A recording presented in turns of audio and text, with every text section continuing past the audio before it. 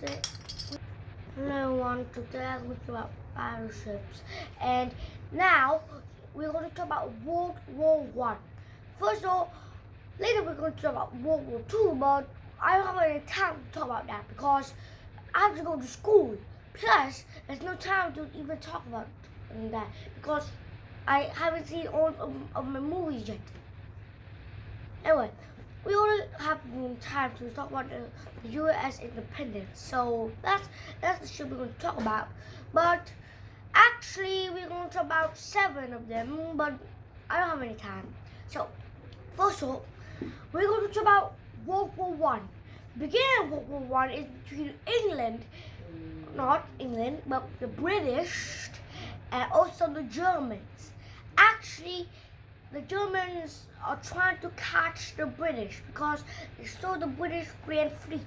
So they're trying to catch the British. So after the World War II, they are still trying to catch the British, but there's no hope because there's one thing in mind because the British control all the oceans.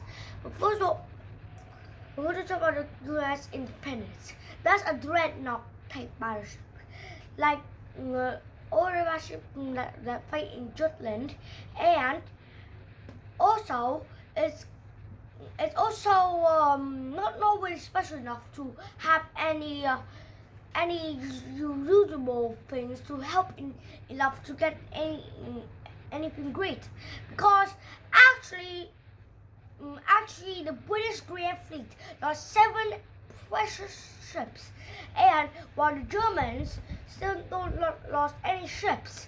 So that's their way to communicate. So now instead of that, the independence on the bottom of the ocean. How can it be there? The only way is we have to explore. Actually, I see the movie and it's kind of really interesting. First of all, you know about kind of thing that can blow up a ship too, because the independence got blown up into half. That's cordite. The kind of powder they use to make a ship blow in half. But instead, it was kind of hard to do it because if an enemy shell landed on the cordite, it would explode. And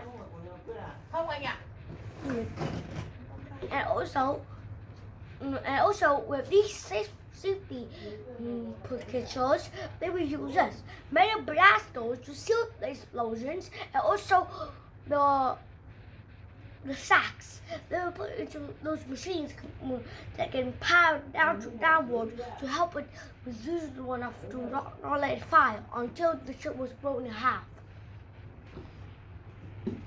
So how can the invisible one was blown in half? That's the question we always have. Maybe got blown up by the cordite. That's the exact question I always have. Because if you can see the wreck, the 2 gun turrets are lying 100 feet away, and plus the ship was blown up and the hull was cracked in 2, and also there's some kind of big explosion in the hull because it's blown too big that it blew up the 2 gun turrets, and that means cordite. And also the magazines were where the guns are laid, and that's why the cordite was light. That means a German enemy shell that landed on the cordite, but it ignites the cordite. The fire led down to the magazines room and exploded them.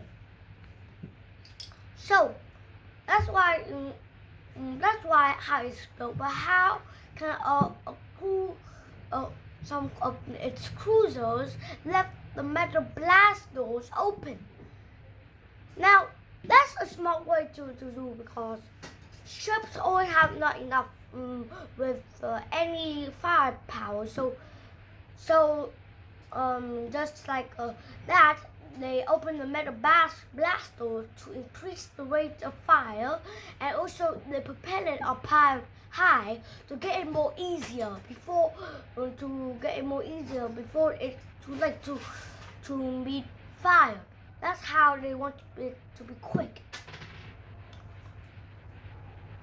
So we talk about how that escape happened, and it's almost late now, so I have to go.